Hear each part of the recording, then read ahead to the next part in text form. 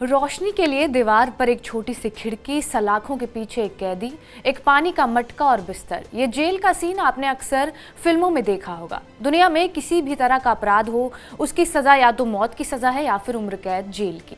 कैदियों को बाहरी दुनिया से दूर एक कमरे में बंद कर दिया जाता है और पूरी उम्र वही एक कमरा क्रिमिनल्स की दुनिया बन जाता है।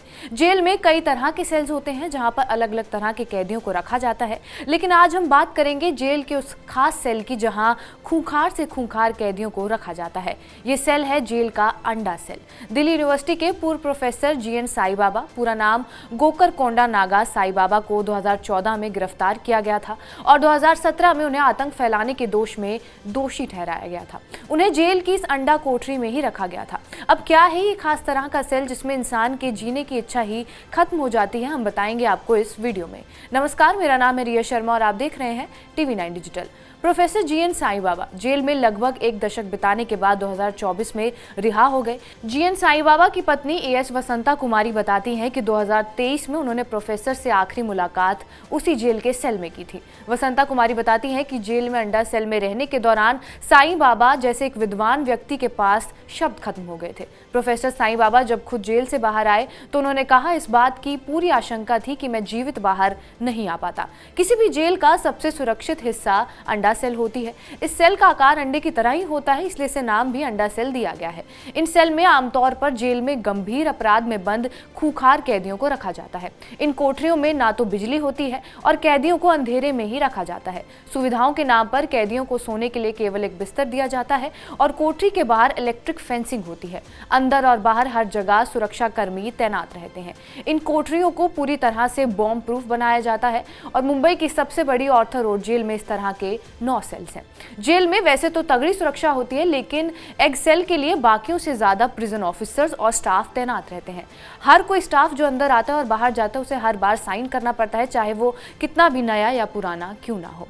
कैदी दूसरे कैदियों से बात करना, लाइब्रेरी या कैंटीन जाना, ऐसी सब चीजें नहीं कर सकता है और ना ही उन्हें कॉमन आंगन या गलियारे में घूमने की इजाजत दी जाती है।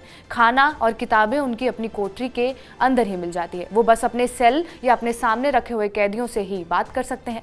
इसमें सिर्फ और सिर्फ खतरनाक और वही लोग रखे जाते हैं जो देश की सुरक्षा के लिए खतरा माने जाते हैं, जैसे आतंकवादी, नक्सल लीडर, गैंगस्टर और माफिया।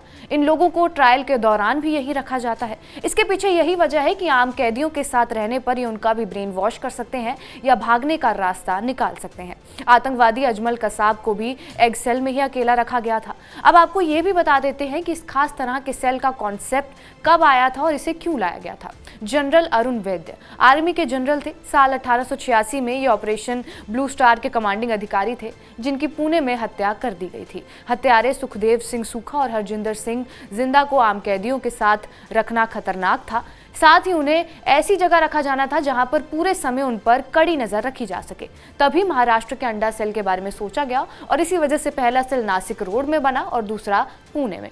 लेकिन इस सेल में इस बात की बहुत ज्यादा संभावना रहती है कि कैदी की मानसिक उत्पीड़न के कारण कहीं मौत ना हो जाए, तो उसका जिम्मेदार कौन होगा। इस मामले में सुप्रीम कोर्ट ने लिखा था कि यदि कोई कैदी मानसिक यातना या फिर शारीरिक प्रताड़ना के कारण टूट जाता है तो इसके लिए पूरी तरह से जेल प्रशासन ही जिम्मेदार होगा। लेकिन किसी कैदी को एकांत में कितने दिनों के लिए रखा जा सकता है? दरअसल IPC की धारा 73 ये कहती है कि अगर किसी भी कैदी की सजा अगर 6 महीने से कम है तो उसे अकेले में सिर्फ 30 दिन ही रखा जाएगा और अगर सजा 1 साल से कम है तो उसे कम से कम 60 दिन ही अकेला रखा जा सकता है। इसके अलावा धारा 74 ये कहती है कि एकांत में कैद करके रखने का समय एक बार में 14 दिन से ज्यादा नहीं हो सकता है। इसी के साथ साथ संयुक्त राष्ट्र के नेल्सन मंडेला नियमों के अनुसार 15 दिन से ज्यादा का एकांत कारावास एक प्रकार की यातना ही है जो आप इंसान को दे रहे हैं। बहरहाल, आपका इस वीडियो पर क्या कुछ कहना हमें कमेंट बॉक्स में जरूर बताएं। बाकी देश और दुनिया की तमाम बड़ी खबरों के लिए जुड़े रहे हमारे साथ TV9 डिजिटल पर।